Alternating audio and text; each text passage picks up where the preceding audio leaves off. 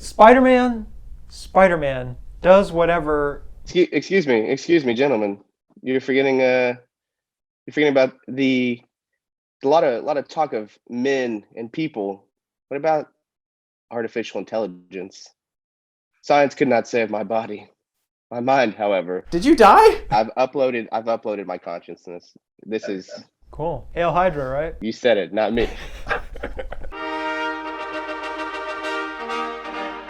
Hello, everybody. Welcome. We have watched Spider-Man: No Way Home. Literally no way home, especially for JD. Yeah, He's stuck in the computer. You've seen all the ads. You've seen all the trailers. You know who's in this movie. Let me just give you a brief plot explanation, non-spoiler version. Spider-Man, everyone knows who he is, and he goes to Doctor Strange because he wants MJ and Ned to get into MIT with him, and so he just says, I want everyone to forget who I am, but of course Spider-Man being Spider-Man, he can't just shut up and let Doctor Strange do his thing, so it messes up, and old villains from old movies pop back up from different multiverses because Spider-Man messed up the spell. And that's the plot of the movie without spoiling it. Now let's be as vague as possible while talking about this movie. For about 5 minutes, and then we'll go straight into spoilers. Okay. I messaged you guys before I walked in. I said my anticipation is so high it can see heaven, and it is like I was so excited for this movie that like even when it started, I almost couldn't like comprehend that it had started. Like I was like, oh yeah, we're doing it now.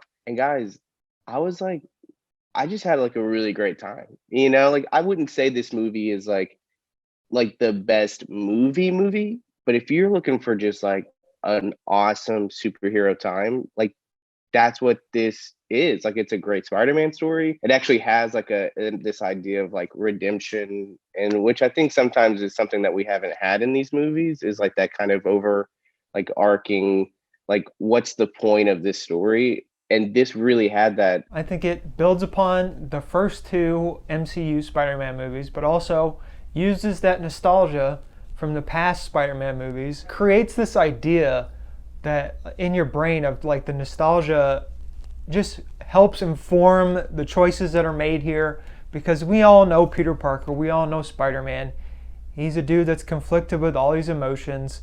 He has tremendous loss, but he always wants to do the best that he can for everybody, even if it's a bad guy. He's too nice to kill them, really. Yeah, Like, exactly. he wants to save them. He wants to give people second chances, and that's what this movie is about. It's not only giving himself a second chance, which he messes up, but it's also giving these former foes a second chance that he never knew needed a second chance. And I think that's what I really like about it, because it is a Spider-Man movie.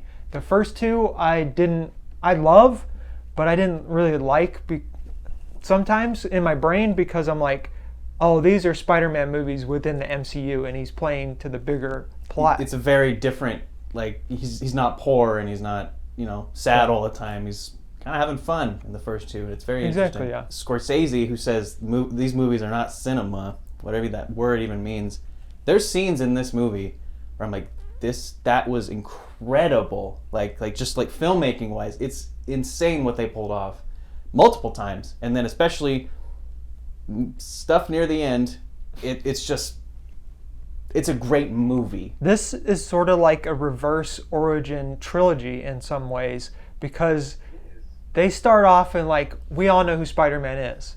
But now, at the end of the movie, it sets it up to where it's like, oh, Spider-Man can be your friendly neighborhood Spider-Man again. What's so great about these movies, and I think from the beginning I was a little worried that it wasn't just like Marvel. It was Marvel and Sony.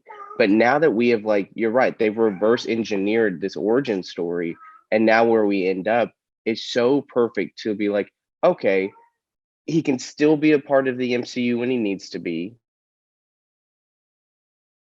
Uh-oh. Cliffhanger. But also, like, now, hear me? Am I there? Oh, Lord. Oh, Whoa. Lord. Oh, you're back. All right. You're back. Wait, hang on. Okay, am I good? Yeah, you're good. Sony now has like this kind of blank slate that they can just take it and do what they want with some guidance. But it's just, I'm just really, this made me more excited for what's next. Y'all, They show up? they show up. I mean, The rumors are true. And not only the ones that we thought were going to show up, but the ones that were just rumors. And I'm talking about Matt Murdock. I mean, and they just sprinkle him in at the beginning. They're like, all right, see you, guy. Rip the Band-Aid off. Like, hey, this is he's in it. If I had one major complaint about this movie, it was that the way they treat the bombs, like Charlie Cox and the big ones, I wanted to see them afterwards. I wanted a Spider-Verse moment, if you will, where we all kind of catch up with them just briefly. But because it's Matt Murdock's now in the MCU, and it's he was in there for literally 2 minutes, just something, give us something. Obviously, Toby and Andrew show up, and when the rumors were coming out, I was skeptical because I was I think they'll just go to nostalgia. But this was the perfect mix because you got an aged Spider-Man, you got a super emo Spider-Man, and you got the Tom Holland Spider-Man who's just still young and inexperienced, and it was just the perfect little group of Spider-Men. It was Into the Spider-Verse. Really, it was you just got enough mixed versions of him. Although Jamie Foxx had the killer lines I thought you were gonna be black. Yeah, it was really good. It felt like a live-action Spider-Verse for the last act. Really, I'm they're gonna have a lot of fun with it, and they did. A lot of jokes and stuff.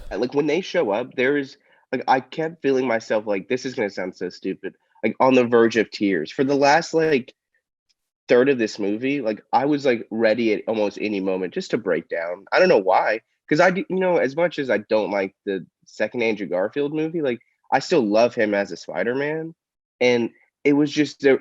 And there are parts of this that kind of just retroactively make things a little better from those movies. It's amazing how they pulled it off, and then it just makes me sad that Andrew Garfield was probably he's an amazing Spider-Man, and he just had two. Well, one of them was okay, one of them was just awful, and that was it. And you can tell he clearly loves the role. He had a lot of fun doing this one. He might be in another one. I don't know. That'd be cool if he did. I doubt it. But we got his redemption arc, which was what we needed from the Amazing Spider-Man movies, and we got to see Toby, grown up, adult Spider-Man, accepting who he is, and then you got Tom Holland just going through the stuff that they've already went through, and great power comes with great responsibility. That moment, I mean, it is a very emotional movie. If you're a Spider-Man fan, you're gonna love this movie no matter what. Yes. I don't see how you could walk in being a Spider-Man fan and coming out and be man, that movie sucked. There's absolutely no way. No, because even the casual fans, they might be confused by who the villains are or what they're referencing, but it's still I feel you would get over that immediately. It's oh, he's an octopus guy, yeah, whatever. Oh my God! And let's talk about the villains. Willem Dafoe somehow improved his version of Green Goblin. I don't know how it's possible. Because he broke the mask immediately. They're that was the worst part. Is his face is that's his. He's a great actor, and they break it. And he's all right, now you go, and he did, and it's wonderful. There's a moment where they're fighting, and it's the most brutal. They were not joking when they talked about it in interviews. It was so brutal to watch and so nuts that you're man, Willem Dafoe is just going for it. And I also love Alfred Molina, that. And then you have, Thomas Hayden Church. I think we all kind of thought maybe, but he's still really good. That was perfect casting on that end. But yeah, it's just so good. Yeah, it was the perfect mix of the Raimi verse and what was good about the Mark Webb movies, but while also kind of poo-pooing on the Mark Webb movies a little bit too, which was good because they weren't great. And the best part, they brought the best parts, which was the villain and Spider-Man. And that was the only good part. The only part that's still alive. So yeah, that's still alive. Correct. You're right. You're right, computer man. Thank you. Just want to briefly touch on Venom. I'm glad they did what they did with Venom. And I think that's it. What else is it to say? Out of 10, how many Spider-Mans would you give this movie? Computer man. I'm gonna go 9 out of 10. I love this movie. It's so much fun. Again, not the perfect movie, but man, I can't wait to just watch this over and over again. I'm so pumped. I'm so excited. Retweet 9 out of 10. I really liked it. Yeah, 9 out of 10. all the way around. The battery didn't die. Yes. Done it. We've saved the world. Sam Raimi's back. Un esercito di prodi